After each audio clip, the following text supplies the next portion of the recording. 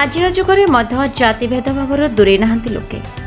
ଆଜି ମଧ୍ୟ ଅନ୍ୟ ଜାତିକୁ ନେଇ ବାସନ୍ଦ କରିବା ଭଳି କଠୋର ପଦକ୍ଷେପ ନେଉଛନ୍ତି।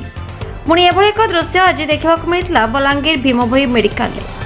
ସଇଁତଳା ଥାନା ବରାହମାଳ ଗାଁର 35 ବର୍ଷୀୟ ଉପେନ୍ଦ୍ର ଭଗତୀଙ୍କ ମୃତଦେହ 5 ଘଣ୍ଟାରୁ ଅଧିକ ସମୟ ମେଡିକାଲରେ ପଡ଼ି ରହିଥିଲା।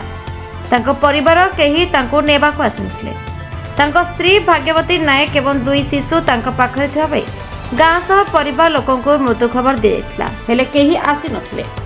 ଉପେନ୍ଦ୍ରଙ୍କ ଝାଡ଼ାବାନ୍ତିରୁ ଦେହ ଖରାପ ହୋଇ ମେଡିକାଲରେ ଚିକିତ୍ସାଧୀନ ଅବସ୍ଥାରେ ମୃତ୍ୟୁ ହୋଇଥିଲା। ହେଲେ ଉପେନ୍ଦ୍ର ବାହା ହୋଇଥିବା ଝିଅ ଭାଗ୍ୟବତୀ କୋଚିଣ୍ଡାରେ ତାଙ୍କ ଘର ଏବଂ ସେ ଅନ୍ୟ ଜାତିର ହୋଇଥିବାରୁ କାଳେ ଉପେନ୍ଦ୍ରଙ୍କ ଘର ଲୋକଙ୍କୁ ପରିବାର ଲୋକ ଏବଂ ଗାଁ ଲୋକ ବାସନ୍ଦ କରିବା ଭାବି କେହି ଯାଇନଥିଲେ।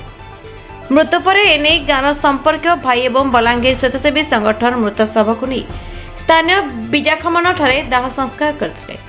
ତେବେ ଆଜିର ଯୁଗରେ ମଧ୍ୟ ଏଭଳି ମାନସିକତା ରଖିବା, ବାସନ୍ଦ ହେଉ କି ଉଚ୍ଚ ନିଚ ଜାତି ଭେଦଭାବ ରଖିବା ହୀନ ମାନସିକତାର ପରିଚୟ ସୃଷ୍ଟି କରିଛି। ସେପଟେ ଏନେଇ ଭୀମଭୋଇ ମେଡିକାଲ ଫାଣ୍ଡି ପୋଲିସ ଏହି ଘଟଣା ତଦନ୍ତ କରି ସଇଁତଳା ପୋଲିସ ଦ୍ୱାରା ତଦନ୍ତ କରାଯିବା ନେଇ ସୂଚନା ମିଳିଛି।